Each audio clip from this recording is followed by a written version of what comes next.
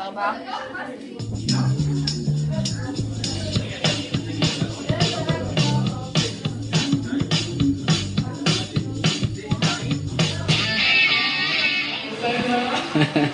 כן, ככה פגשתי את אשתי.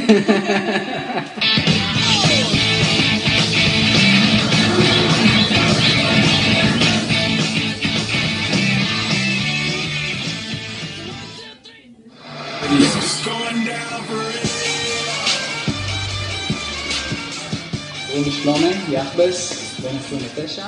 התחרות הראשונה שלי הייתה בגיל, זה היה גיל 16, פחות או יותר.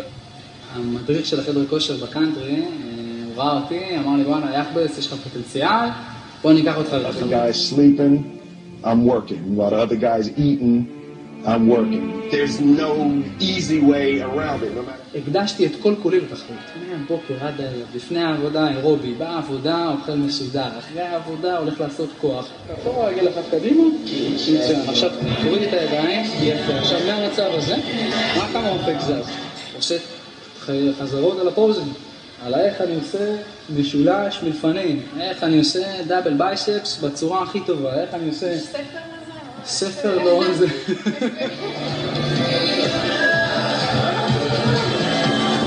טעים. זה חומצות אמינו.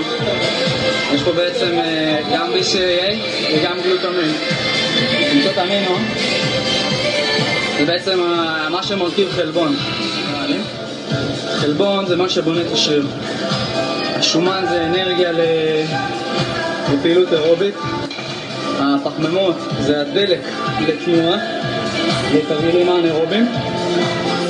והחלבון, התפקיד המרכזי שלו זה לבנות השרירים. חומצות אמינו במהלך אימון מונות את הפירוק של השריר.